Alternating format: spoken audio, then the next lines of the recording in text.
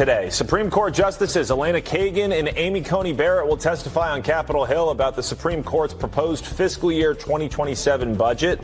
The last time Supreme Court justices testified before Congress was back in 2019. The High Court is requesting $228 million, which would include $14 million meant to strengthen security protections for the justices. And this comes after a man was arrested at the north barricade of the U.S. Capitol with a handgun. The suspect asked for directions to the Supreme Court when the officer noticed the weapon. This suspect is being charged with carrying a pistol without a license and no permit.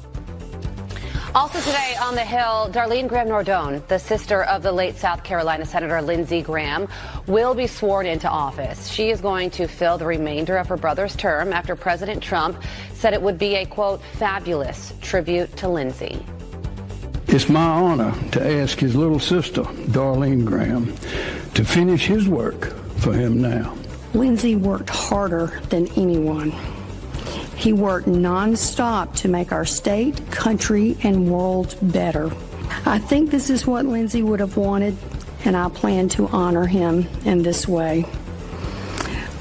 Now to Lindsey, I miss you more than I can even put into words. But I'm going to do this. I got it.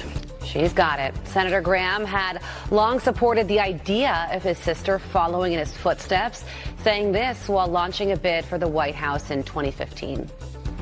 If she took a role on, she would be a great representative of our country. I can't think of a better person to represent our country in an event than my sister. And Graham-Nardone already has the backing of prominent lawmakers, with Senate Majority Leader John Thune saying he applauds the appointment. Quote, Lindsey's legacy will continue through Darlene, and I look forward to welcoming her soon. And keep it right here, because South Carolina Attorney General will join us later this hour to discuss the appointment of Graham's sister and what's next for the critical Senate seat. And there's bipartisan support for Graham. Senate Minority Leader Chuck Schumer is urging lawmakers to pass Lindsey Graham's Russia sanctions bill to honor his legacy as a staunch supporter of Ukraine. I know if Senator Graham were here in the chamber today, he would also join me in urging the Senate to support Ukraine and strengthen sanctions on Russia. I urge Senator Thune, in honor of Lindsey, to put the Russian sanctions bill on the floor immediately. It will pass overwhelmingly and help our allies in Ukraine. The bill has bipartisan support from Capitol Hill to the White House, with an official telling Fox News that President Trump also supports the bill. And we are just days away from a primetime address by President Trump, where, according to senior advisors, he is set to touch on a mix of topics, including election integrity, an update on Iran, and possibly other issues important to the president, leaving that very much open-ended. The advisor going on to say, we want to get into the rhythm of doing this, arguing it's powerful when you give primetime speeches that give a sense of importance to what he's saying. The president is set to speak Thursday at 9 p.m. Eastern Time. We are very much looking forward to that.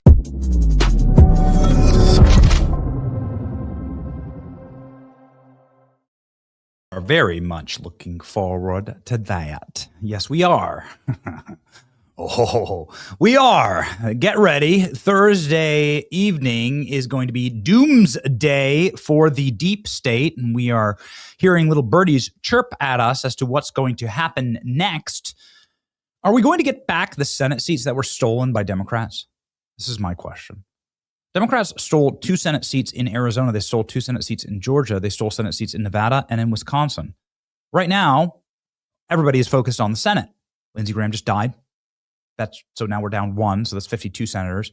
Mitch McConnell said he's not sure when he's coming back to the Senate, and released a marionette photo of himself with his wife, who's fresh off the boat from China. So that's down to 51. And then of those 51, you have Bill Cassidy, who is a scorned woman. You have John Cornyn, who is a scorned woman. You have Tom Tillis, who is a scorned woman. You have Lisa Murkowski, who is a scorned woman. You have Susan Collins, who is a scorned woman.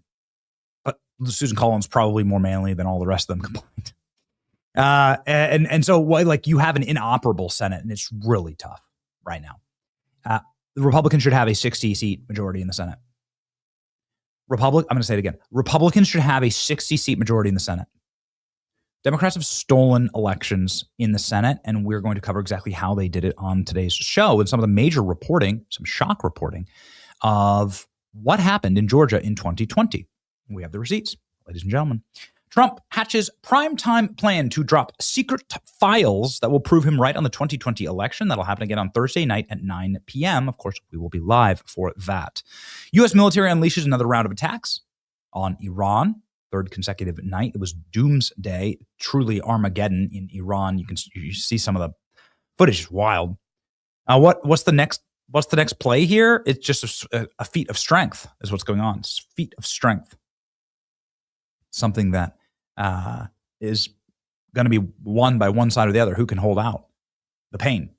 Like who can manage the destruction the best? And it's very interesting as you saw the Gulf states now turn on Iran. I think that is going to be a sea change here. We'll talk about that with a man who wants major change in Washington, D.C. Senator Ron Johnson will be on the show, along with South Carolina's Lieutenant Governor Pam Evett. She'll be on the program. My name is Benny Johnson, and this is the show. We are doing our show live today and tomorrow and Thursday. We'll be traveling right after the show tomorrow. Very exciting little interview we're going to do in Palm Beach. And we'll be bringing Patriot Mobile with us. Patriot Mobile travels in our back pocket everywhere we go because we are on the move.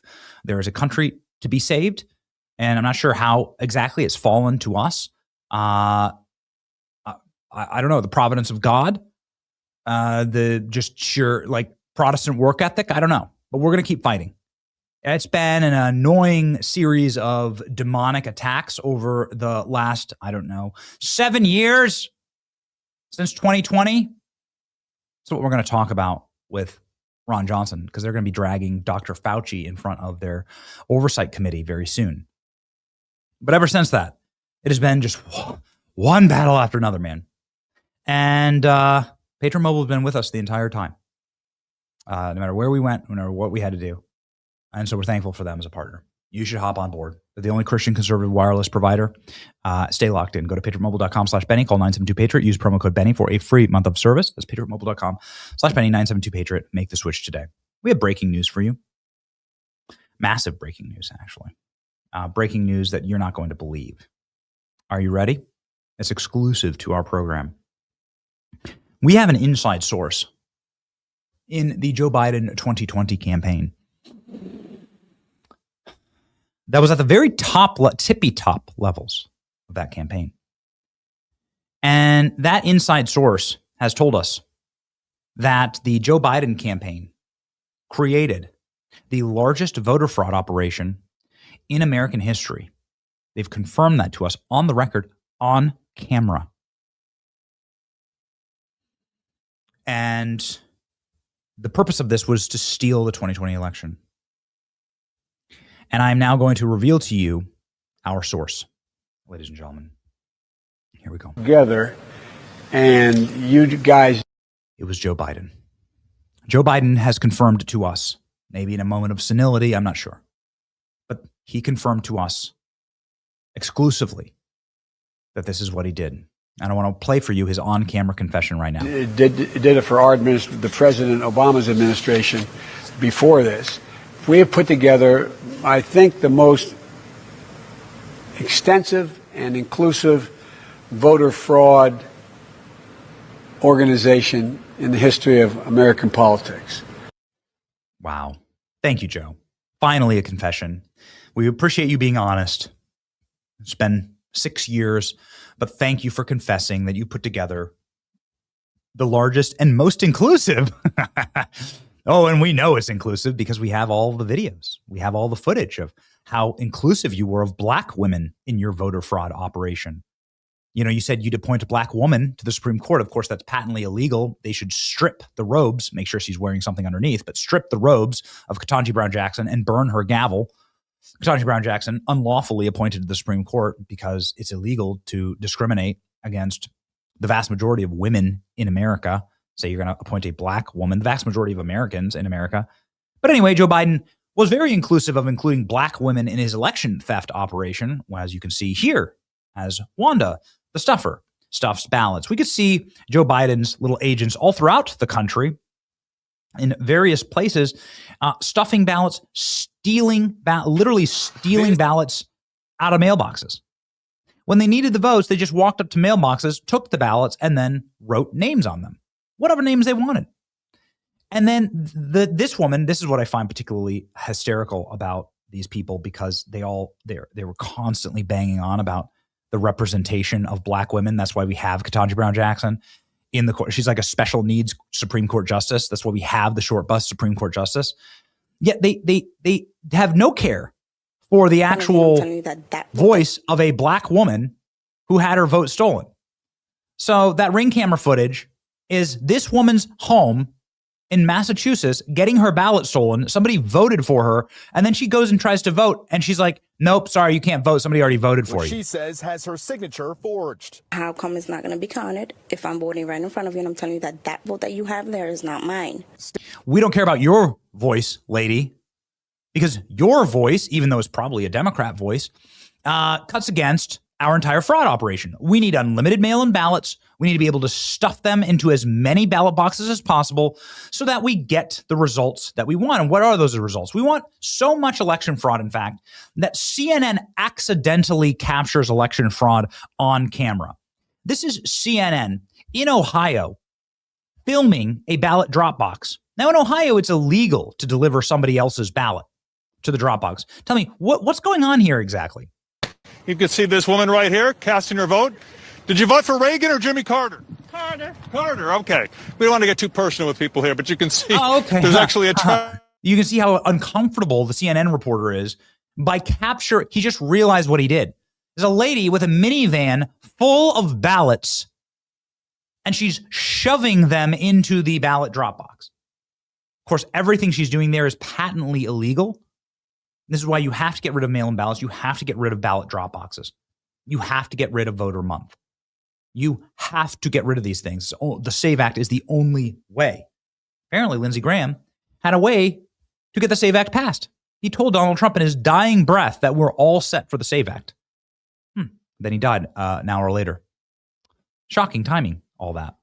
But you don't need us to prove to you that the election was stolen.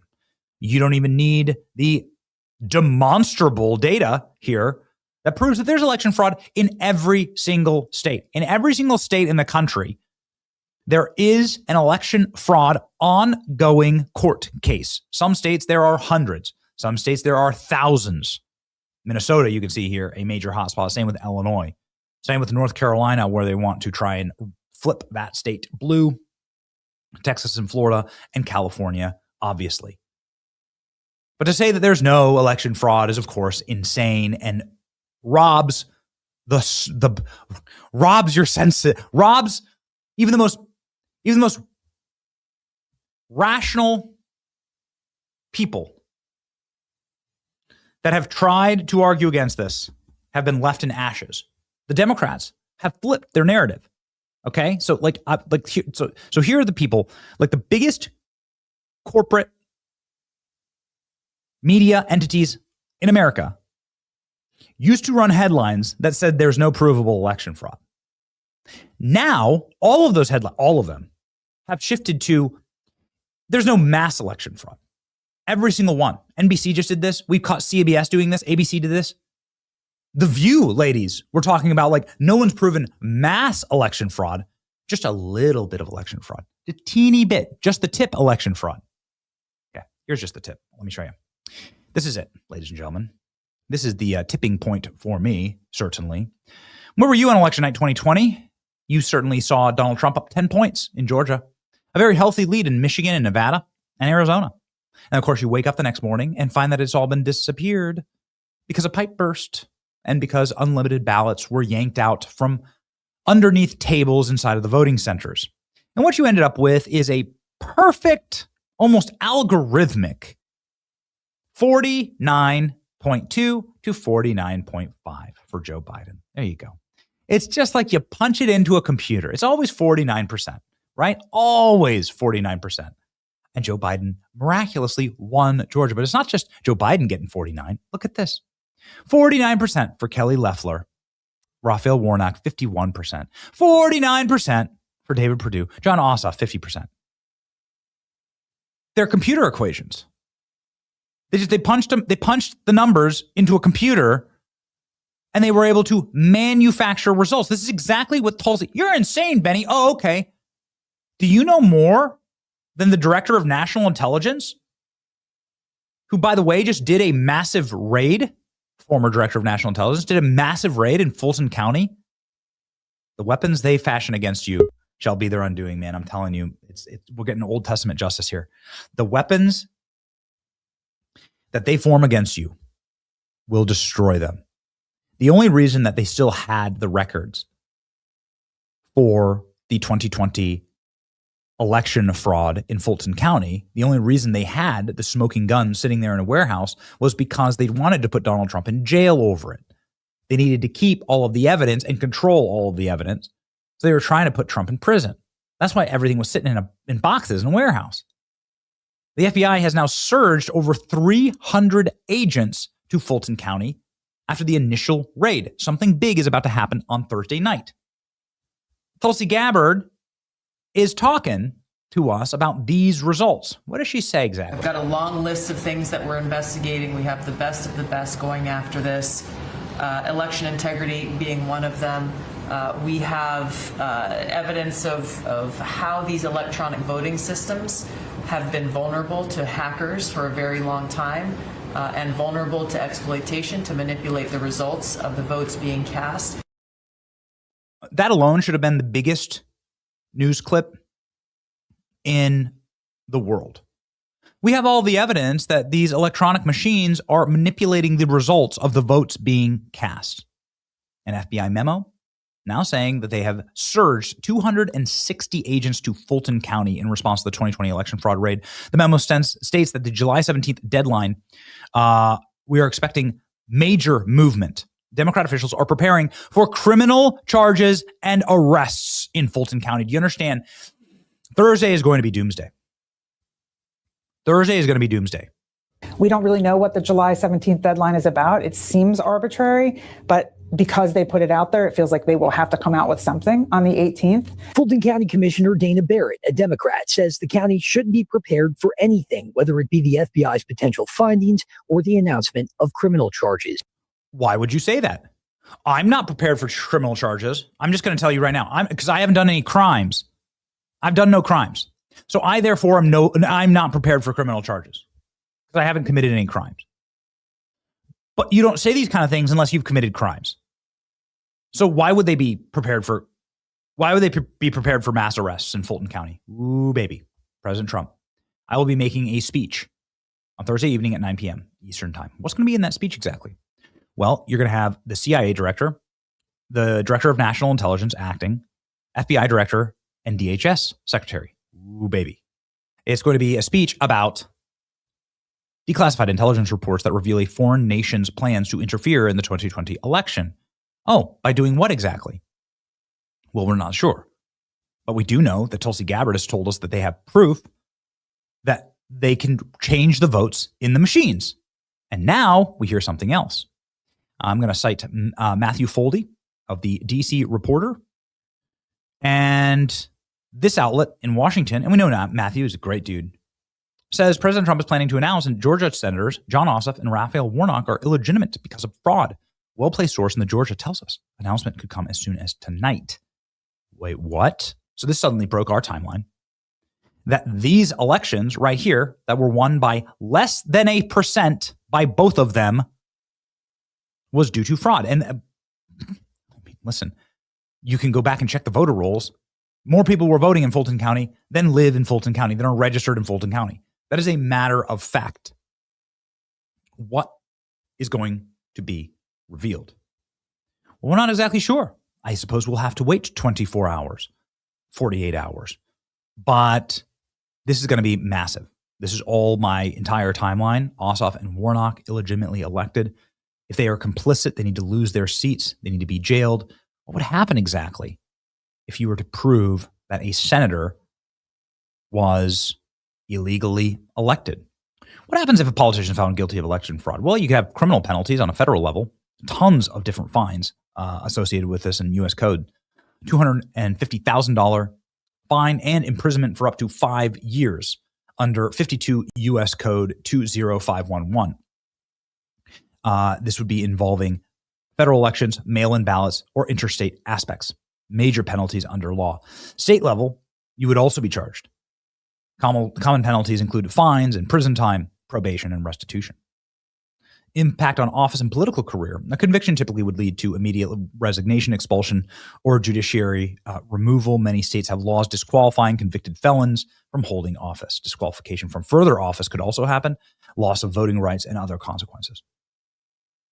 Real-world examples. Politicians and officials convicted of voter fraud, ballot tampering, or related schemes have received prison time, 1 to 5 years, fines, probation, removal from office. Cases include absentee ballot fraud, false registrations, and bribery of election workers. Okay. So this is as real as a heart attack. Oh, and by the way, Postmaster General announcing that they're not going to be mailing ballots to criminal aliens is just completely genius. I want to ask Ron Johnson about this, and the senator is set and ready to roll. So let's go, ladies and gentlemen. Just a reminder that they wouldn't be able to pull this off without the post office mailing all of the ballots. It's just an absolute genius move by the Trump administration. So hopefully the president talks about that and they stick to their guns there. A man who will stick to his guns, a man that we know to be an absolute fighter in the Senate. His name is Ron Johnson. He's from the great state of Wisconsin, and he joins us live now.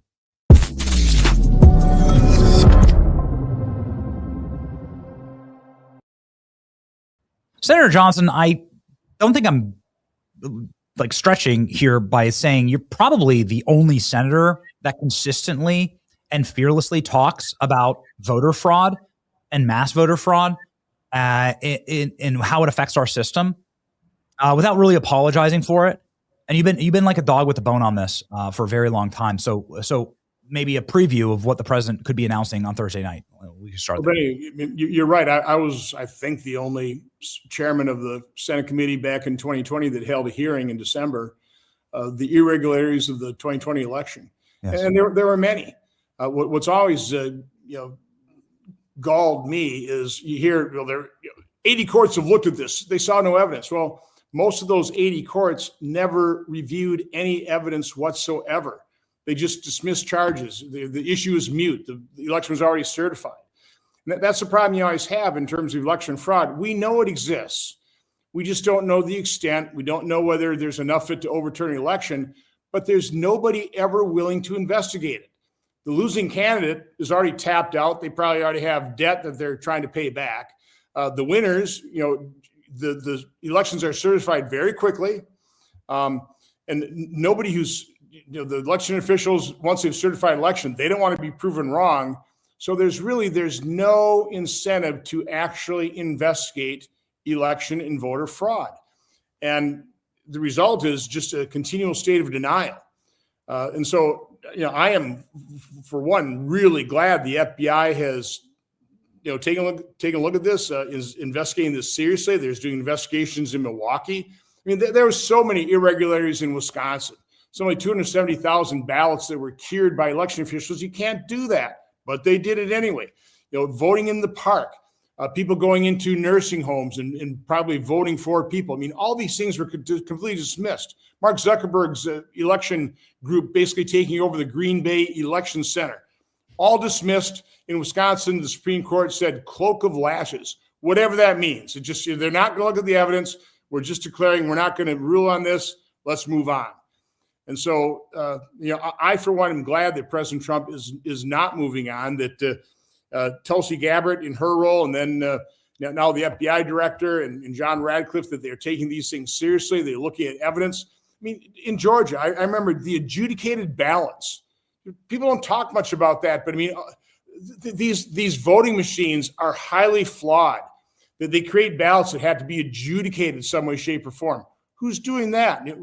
So there's so many things. Maricopa County in Arizona, so many things. What happened with the Tina Peters in Colorado? Seemed to me like she was just trying to take a look at what is happening with these machines, and they're updating their software and things. And of course, Chris Krebs, when I was chairman of Homeland Security, lied repeatedly, saying, "Oh, these election machines, they're not hooked up to the internet." Yes, they are. So again, there's so many issues that have just been completely dismissed, not thoroughly investigated. I don't know what the president's going to announce on Thursday. I've not been involved in that investigation, but all I know is this type of investigation is long overdue, and we have not seriously considered all the irregularities that occurred in 2020 and beyond. Let's face it, the Baker-Carter Commission, totally nonpartisan. Their recommendations or their conclusions were that absentee ballots, mail-in balloting had the greatest potential for fraud in our elections. And what did we do during COVID? We doubled the number of absentee ballots, and we've never looked back. We keep pushing these things, mail-in ballots, automatic registration, all designed to make it easy to cheat. And of course, every Democrat in the Senate will continue to vote against any election integrity measure designed to restore confidence and integrity into our elections. That's what we need to do. I want to make sure that no matter who wins, the public, whether you're Democrat or Republican, agree, listen, that's the legitimate result. We've got enough election controls, and there's easy ways of doing it. Things like paper ballots. Don't rely on these electronic machines. We know electronic machines can be jury-rigged. Stop using them. Paper ballots, optical scanners, that's what we use in my home precinct. That's a surefire way. And by the way, when the State Department goes into other countries and advises them on how they can hold secure and high integrity elections, we recommend things that we violate in our own elections day in and day out. We ought to listen to our own advice that we give to foreign countries. That's right. So if a foreign country ran an election like California does, the State Department would call it illegitimate and wage a sanction. Senator Bernie Sanders went down to Colombia. His family's from Colombia. Went down there, very close election, highly contested. Bernie Moreno. And Bernie Sanders probably went to Colombia for the other side. No, this is the good. We're talking about the good Bernie. But Bernie Moreno went down, and he came back and he talked to the election officials. We're probably going to hold a hearing and have one of them come up.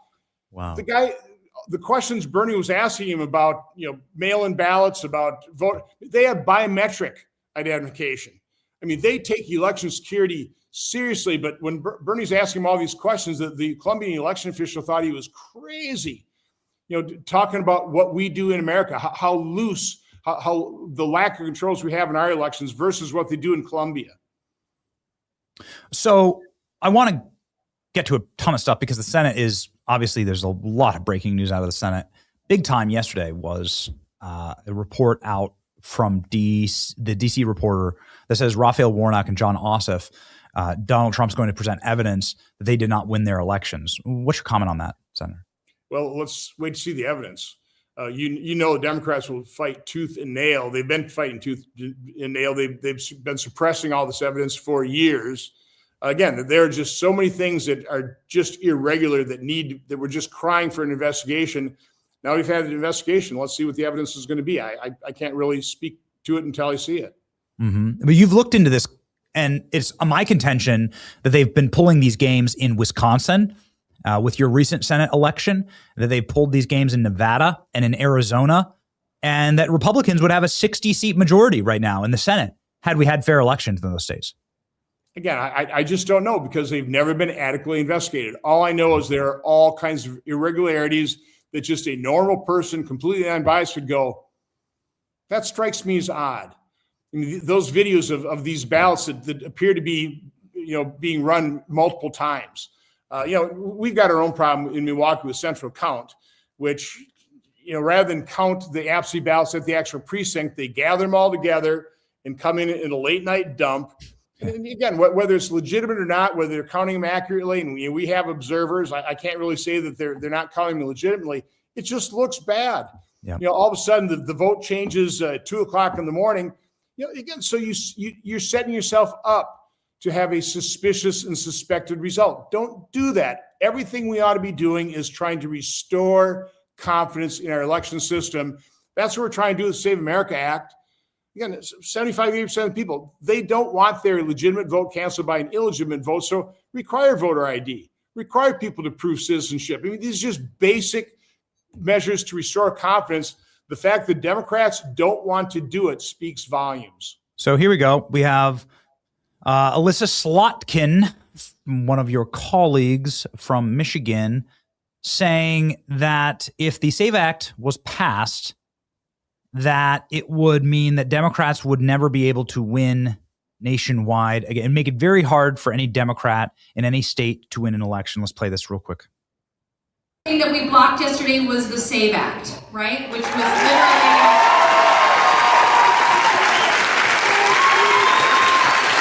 Democrats hearing for them blocking the SAVE Act. Okay, keep it going. To rig our democracy so that it would be hard for any Democrat in any state to win any election. I want you to respond to that, and disenfranchise Senator. all married women in the meantime, by the way. What does it mean? You have to show your birth certificate at the poll. Thanks. What does it mean when she says it would make it harder for Democrats to win elections if you pass the SAVE Act? That's kind of saying the quiet part out loud, right? A political gaffe, telling the truth. No, I think that's what Democrats fear. Again, it makes no sense. The initial election denial, let's face it, was Hillary Clinton. Claiming that President Trump is installed by Russian collusion. No, I mean, it was her political dirty trick that put us through all this political turmoil. So she's the original election denier. So half America viewed Donald Trump as illegitimate. Fast forward with all the irregularities in 2020, now the other half of America thinks that's an illegitimate result.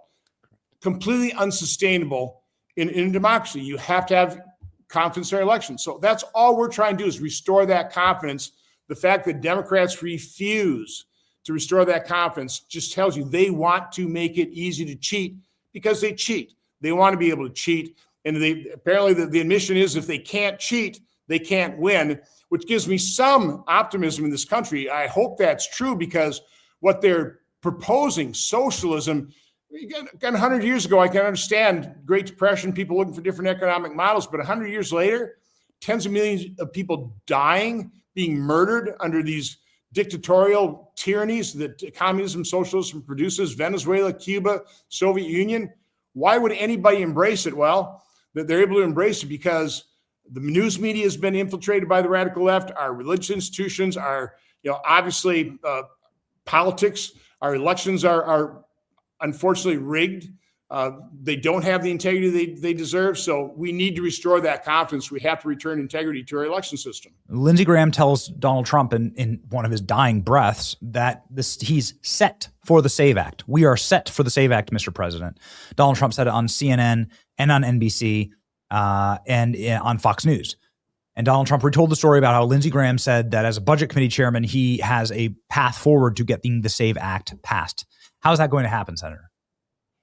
Well, it defines on which Save America Act you're talking about or how you actually do it. Through reconciliation, I think people believe we can pass certain elements tied to some kind of budgetary impact. So you provide grant money for cleaning up your voter rolls. You provide grant money for Real ID, tie those to, like Real ID that requires proof of citizenship. So there are things you can do that move us down the path.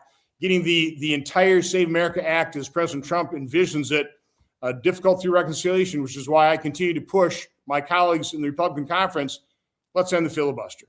Democrats will do it. The minute they have an opportunity, they will end the filibuster. We're going to look like schmucks for not doing it at this moment in time.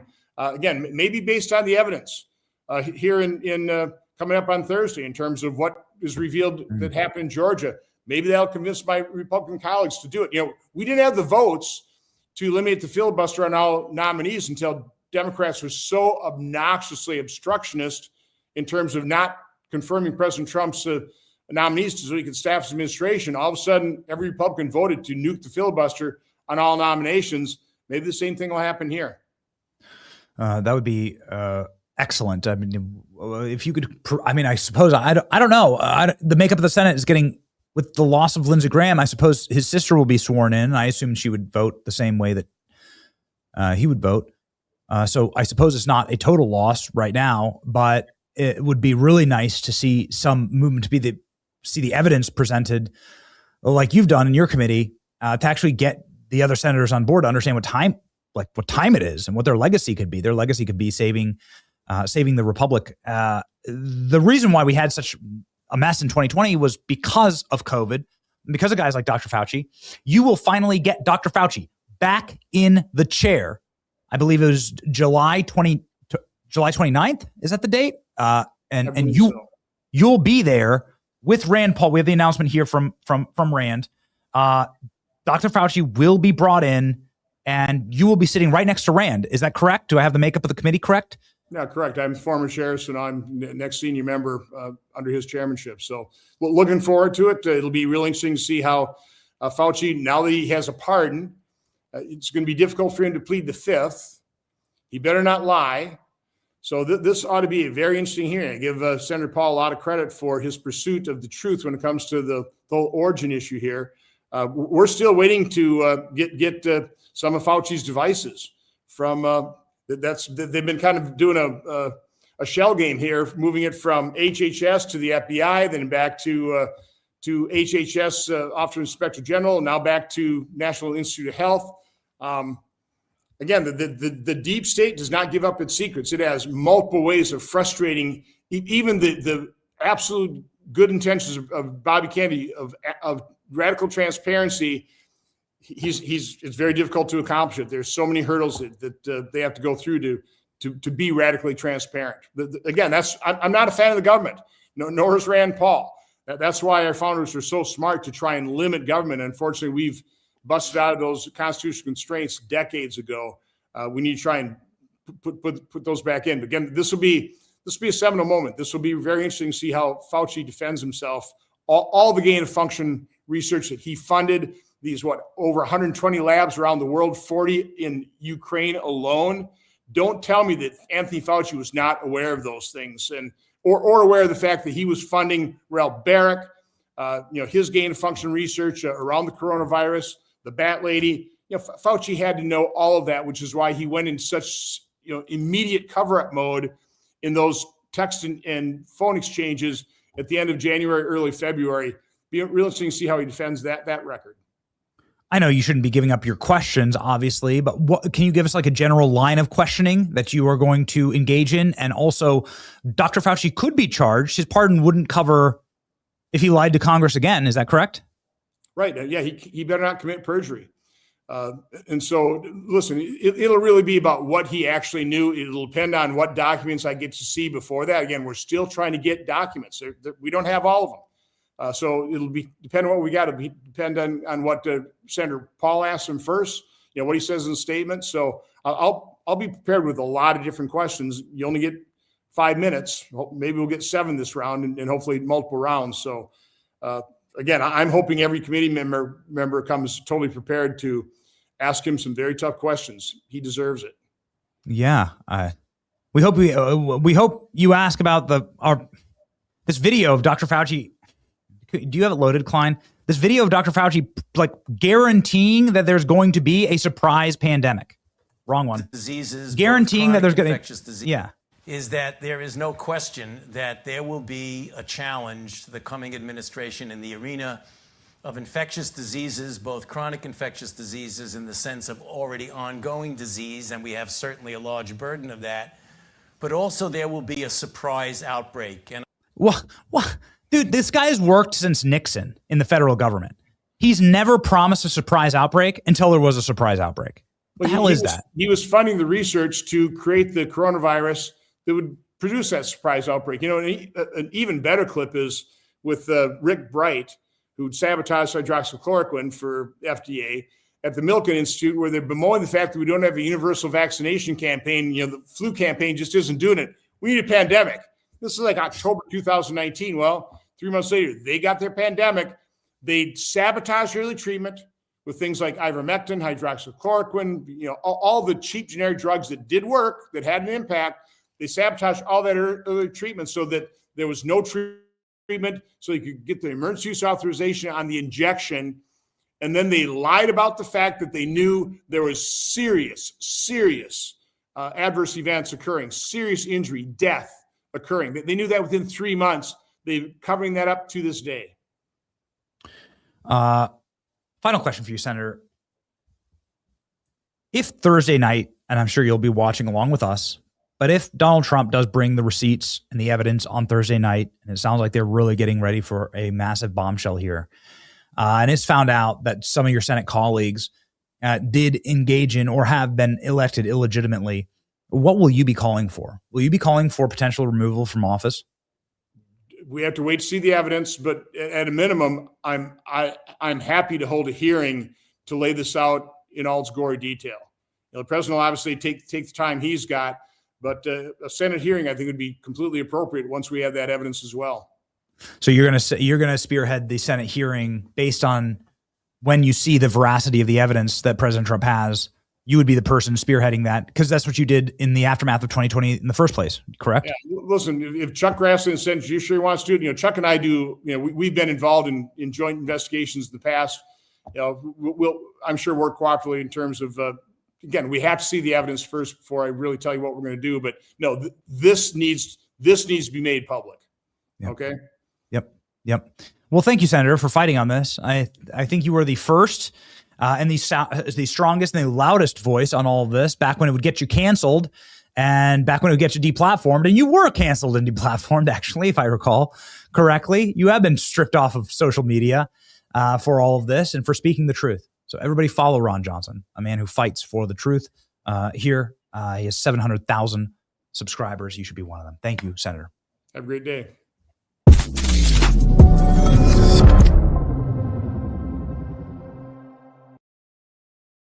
Ladies and gentlemen, gold has outperformed the stock market.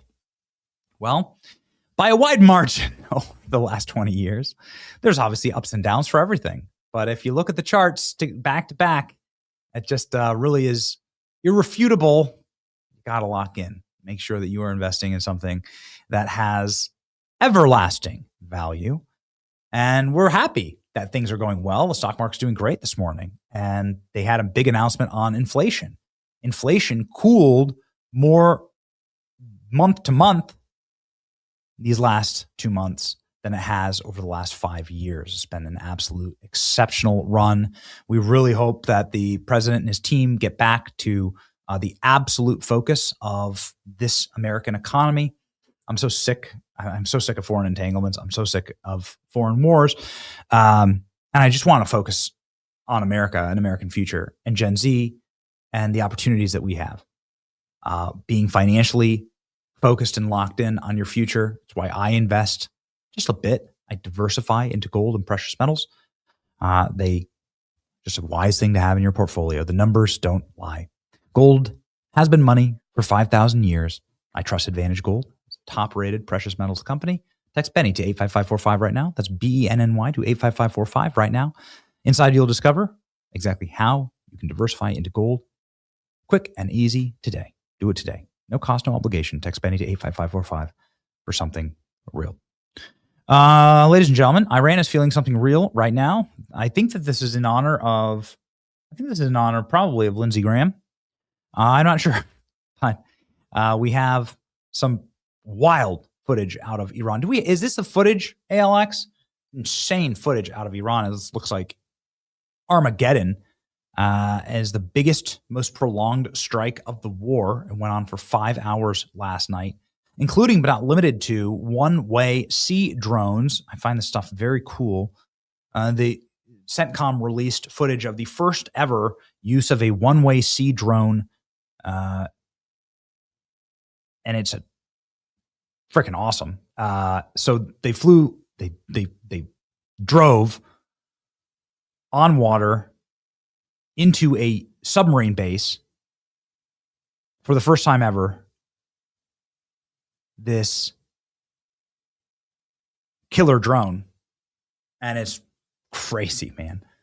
The footage that's coming out. ALX, yeah, okay, all right, yeah, got it. So it's like been a blackout in Iran, and the ALX is like, well, I think they were reusing a lot of the footage. Anyway, it's just been devastating. They're striking farther and farther inland. President Trump saying that we will now own the coast of Iran. We will own and oversee the Strait of Hormuz. U.S. forces have now resumed a blockade of Iran. So I don't know why this country is led by such suicidal maniacs. It seemed like the MOU was working out just fine and was working out in favor of pretty much everybody. I'm not sure what's the problem here exactly. Yeah, but it is maniacal. It's completely suicidal. There are now a ton of different countries that are building alternative pipelines. Like capitalism is going to find a way. It's going to be a pipeline through Iran, a pipeline through Dubai, port on the other side of Oman. It's like a lot of ways to get around this part of the world. And so that's just what they're going to do. I'm just not sure why these people would F around with Trump right now. But after what we talked about with Lord Trump yesterday, the assassination attempt, Donald Trump when he was in Turkey, they're so serious that Trump had to actually switch planes and fly dark in a military aircraft without a transponder in order to get out of harm's way. Dude, just seems like they're playing an extremely dangerous game. So I suppose we'll see what happens next. I would like to see what happens next in the state of South Carolina. We were very upset at South Carolina for their Senate not redistricting and getting rid of a racially gerrymandered congressional ghetto, we called them, that is totally illegal and unconstitutional based on the Supreme Court. And we had the South Carolina lieutenant governor on at the time to talk about her frustrations with this because she was advocating very strongly for the redistricting. Lieutenant Governor Pam Evett joins us now once again from the all-important state of South Carolina to talk about what the future of the state holds. Let's go.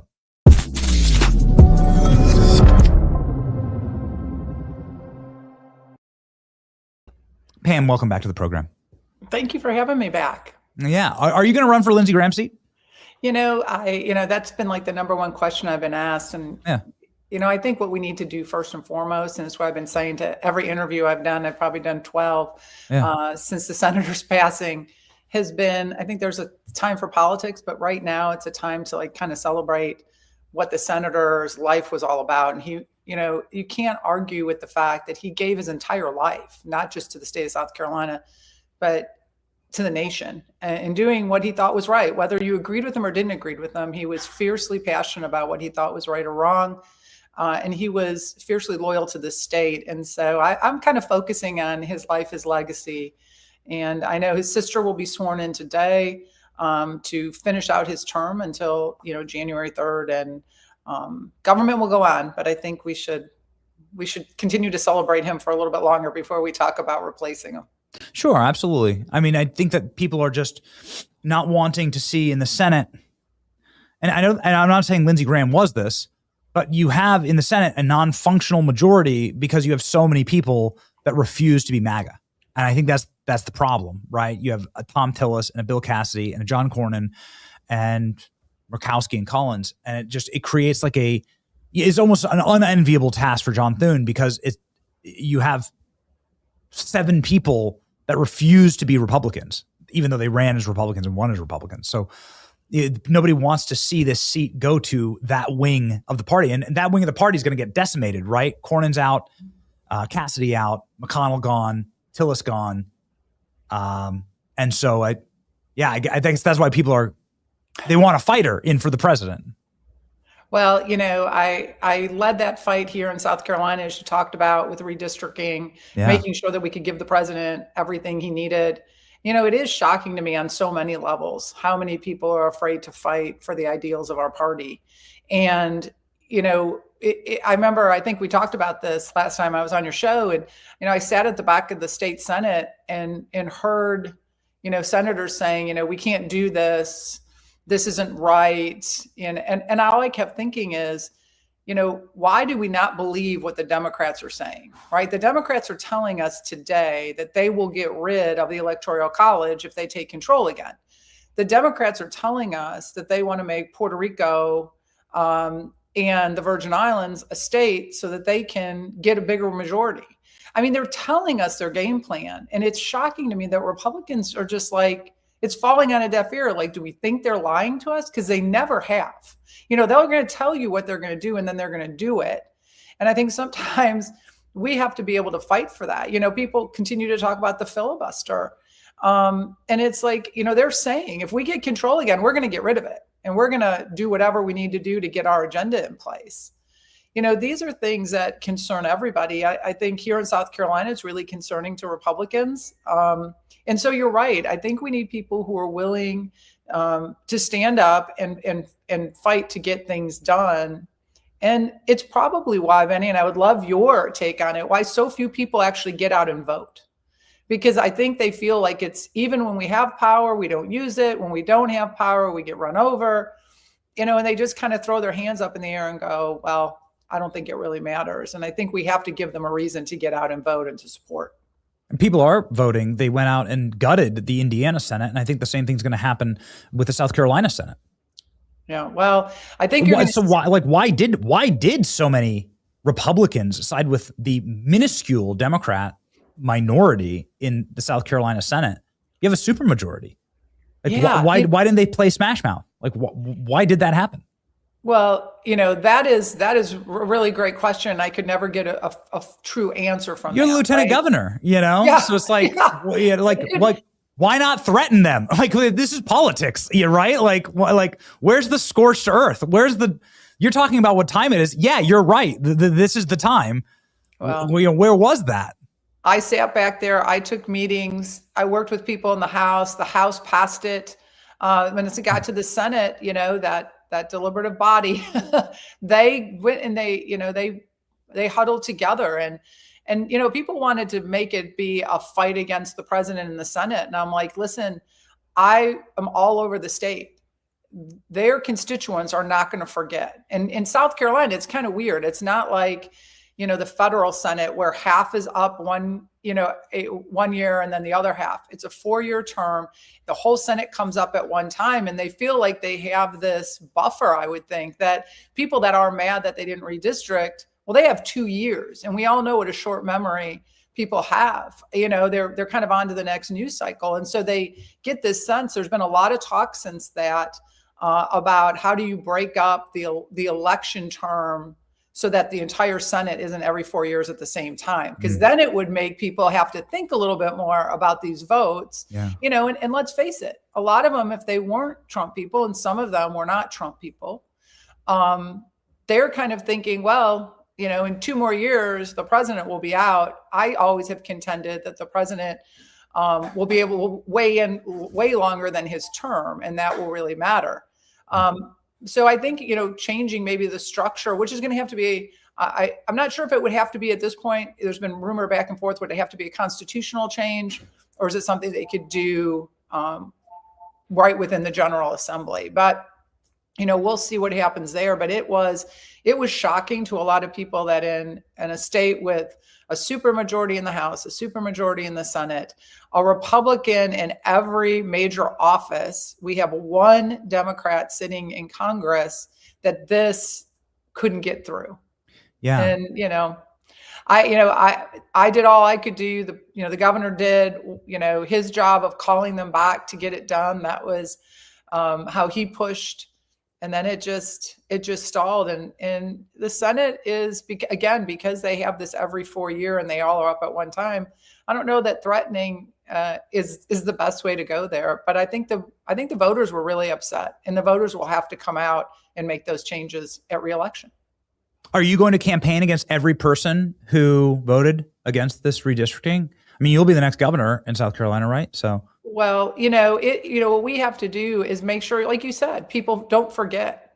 So when this comes up. Sure, but are you going to campaign? Are you going to campaign against every person who voted against it? I guess I really haven't thought about that. Am I going to go out in 2 more years and campaign? But I'm definitely going to make it known that this was something we needed. And I think it becomes a stronger point for people if we lose the House. If we lose the House and these things come to be that the Democrats did, and that one seat could have made all the difference in the world, that becomes something people will actually now focus on, right? We're in the mess we're in because we didn't do our part. It becomes a much stronger message.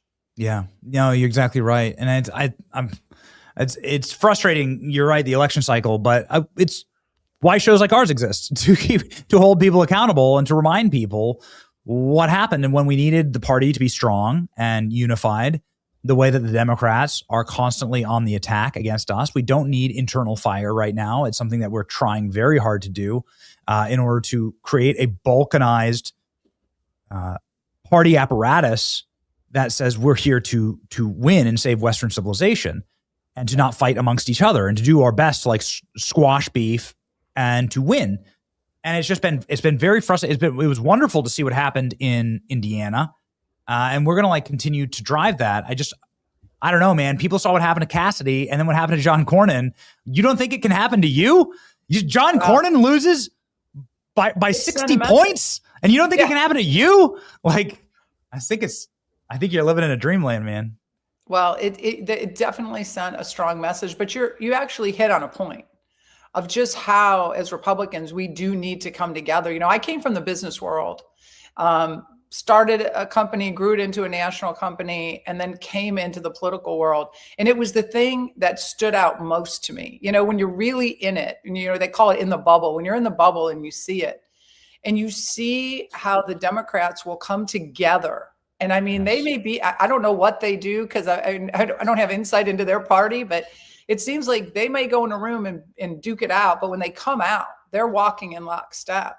Yes. And we have to we have got to learn from that, how that makes us more unified, how it unifies the party when they see that we're all rowing in the same direction. Yes. And so that's why, to me, it was important. You know, I got behind the president very early on, before I was ever in office, and when he, you know, began his bid for presidency, and have felt that we should stick with him if he's the leader of our party and this is what he needs. I never believe in blind loyalty, you know, where you just do anything at any cost, no matter what, if you don't feel it's the right thing. But we can't keep fighting each other. And if we keep fighting each other, I think we lose interest in people coming out to vote. I think people tend to then move away from the party, and they just get tired of seeing the infighting. I mean, we have to come together and unite. And I think that's why it will be really important for South Carolina to send a senator now in Senator Graham's place, because I'll tell you, I was never more proud to be a South Carolinian long before I was in office when Senator Graham took the floor and stood up for Justice Kavanaugh. I mean, it was like a defining moment for me. And I watched politics, even though I was doing it from the private sector, pretty close, to see a senator with that much fire come after the other side and just call out right and wrong. I mean, it was a proud moment. We need somebody that, you know, will come in with that same fire and say, hey, this is wrong. And I'm going to call it out, and I'm going to call it out in a big way so it gets everybody's attention. Yes, that's what you should do. You should call out these senators and like start campaigning against them right now. I'll help you raise money right now. We need to send a message. I mean, a state like South Carolina, Donald Trump wins South Carolina by 20 points on election night, and these people can't go and like deliver for our party. No, I mean, you got to be gone. You're a traitor. You're a traitor. And you side with the Democrats? No, like for what? Like I'm waiting for somebody to explain to me what the win was here, other than to, as you just said, attack Trump. And so like, why are you doing? Why are you in office? If your job is to attack Trump as a Republican, why are you in office? What are you doing here? And so you're done. That's what shows like ours exist for. So I could never understand the mindset, because as I was sitting in the back of the Senate taking note of like what were the arguments that were going to happen. You know, all I could think of is if this was in reverse, the Democrats would have walked in, they wouldn't have put up one amendment, they would have voted it so fast, and they'd have been out having lunch, and we wouldn't have known what hit us. There wouldn't have been that same, you know, let's talk about this for a while and start skewing everything in a direction. I don't know why people don't take Democrats seriously. It's just where we started this conversation. Believe what they say, because they're telling you exactly what they're going to do, and they are going to deliver on it. So you have got to come in there and be proud of what you stand for, know why you're doing it, and then be unapologetic about it. It's the one thing that I have always admired about people that get in the political ring, when they're unapologetic about what they feel passionately about, right? Yeah. And they go in with full force. And again, that's why I brought up the senator and Kavanaugh, because you could tell there was a lot of passion and fire. It wasn't made up. It wasn't theatrical. He felt it, and he was unapologetic about it. And that's what we need to see more of. In all levels of government, is not worrying about the next election, but worrying about what's happening today and what's right and what we should fight for. Yeah, if we lose the House by one vote, people are going to blame South Carolina. If we lose the House by one vote, there's also, it's not just South Carolina, states like Mississippi and Louisiana and Indiana, of course, like could have gone harder, but combine them all. And that this is this level of weakness could cost you your republic. It could cost Western civilization. So yeah, the time is late. The hour is late, and people need to understand what time it is. Thank you, Pam, for that. We'll hold you to it, and we look forward to campaigning all throughout South Carolina. It's not too far from Florida, against these senators that vote. We won't forget. This audience won't forget. There you go. Trust me. Yeah, we don't like being betrayed. But we appreciate you and your leadership, and we look forward to working with you in the beautiful state of South Carolina. Godspeed. Thanks so much, Benny. Great always to be on your show. Pleasure.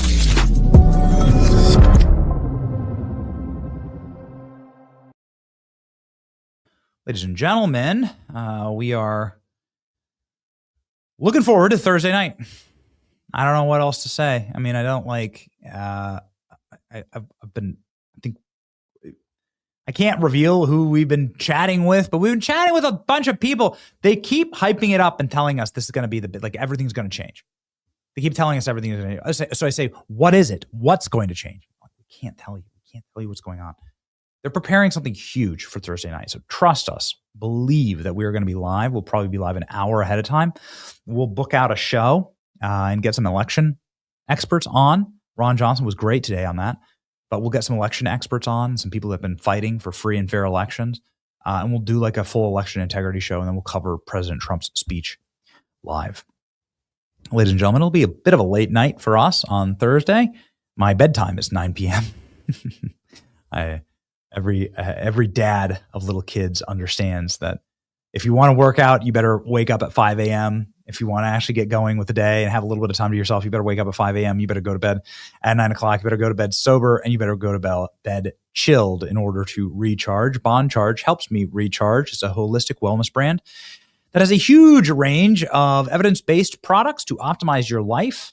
I've been noticing, we've had a high-stress environment the last couple of month, week, year, multiple years. Yes, multiple years.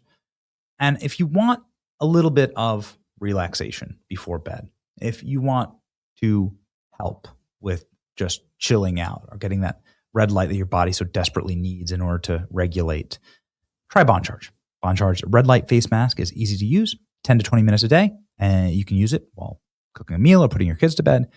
It helps boost collagen, elastin, super lightweight, and it has a 1-year warranty. It's sleek and easy to use. Go to bondcharge.com/Benny. Use the coupon code Benny to save 15%. That's BONCHARGE.com/Benny. Use coupon code Benny to save 15%. Ladies and gentlemen, we will see what happens next. The FBI did storm Lindsey Graham's house yesterday. I thought that was of note. We don't have much on this. Just 20 FBI agents descended upon Lindsey Graham's Capitol Hill home. We hope that it's nothing. Right? We don't want this to be anything other than they're just doing their due diligence. And all that we've ever asked for, this is the professional hazard of being a neocon. You have some very, very dangerous enemies. And Lindsey Graham had a lot of enemies, and we just want to make sure that everything was on the up and up. The official statement here is that Lindsey Graham died of a heart attack, and he had an aorta just burst in his chest, and you die very quickly when that happens. And so Lindsey Graham was found unresponsive. They had to burst into his door, and the FBI burst into his door yesterday just to do sort of what we would assume to be a basic toxicology run. And then we're going to get the full toxicology reports. We have the preliminary reports, and just cover your bases here. Just cover your bases. We live in dangerous times. Best to have all available evidence. So ladies and gentlemen, let's pop on over to all available evidence for the balance of power in the 2026 midterms. Let's go ahead and look here. What does it look like? Democrats, looks like Republican Senate, Democrat House is up, but Democrat sweep, the House and the Senate, is even higher at 45% versus 41%. So we've got work to do. Obviously, the real problem here is going to be gas prices, home prices, grocery prices, affordability. We had really great inflation numbers this morning, but we've got to do more work, and the hour is late. That's July bleeding into August. August bleeds right into September, October, and there's your election. So we've got 3 months. How much can be fixed in 3 months? Well, I don't know. I'm not sure. this is what we've been banging the table about ever since the Iran war, is you've got to stay locked in on the thing that people vote on. What do people vote on? People don't vote on what's happening, in Bandar Abbas. People vote on what the price of eggs and milk and bread are, and gasoline, and whether their children will have a future. And so, again, as friends, we beg the administration to stay locked in. The republic is at stake. The only thing that matters is how do people feel about their future in this country. And that is why we always end with a verse of the day for the upkeep of your spirits. Don't ever put your faith in men. Don't ever put your faith in things that men have built. They will always let you down. It just feels like we've been fighting a spiritual war pretty exponentially for a long time. And we have to stay at it. Stay locked in with Luke 12.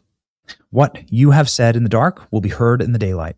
What you have whispered in the ear and in the inner rooms will be proclaimed from the rooftops. Those who are lying and those who are deceiving will be exposed. And make sure that you are spreading light.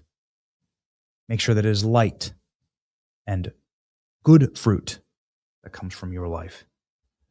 Build with us. March with us on to victory. That is assured. It's the best thing about it all.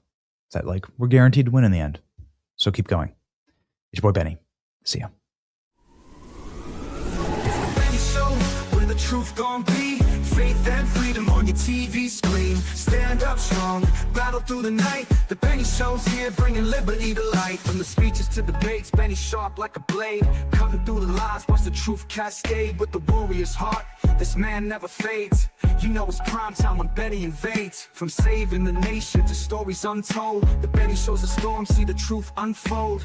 Stay in the loop, let freedom take hold. Salt in all the lips, soul never sold. It's the Benny Show, where the truth gon' be, faith and freedom on your TV screen. Stand up strong, battle through the night. The Benny Show's here, bringing liberty to light. Liberty to light, bringing liberty to light. Liberty to light, bringing liberty to life. From the speeches to debates, Benny sharp like a blade, cutting through the lies, watch the truth cascade. With the warrior's heart, this man never fades. It's prime time when Benny invades. From saving the nation to stories untold, the Benny Show's a storm, see the truth unfold. Stay in the loop, let freedom take hold. Salt in all the lips, soul never sold. It's the Benny Show, where the truth gon' be, faith and freedom on your TV screen. Stand up strong, battle through the night. The Benny Show's here, bringing liberty to light. Bringing liberty to light. Bringing liberty to light. Bringing liberty to light. Bringing liberty to light.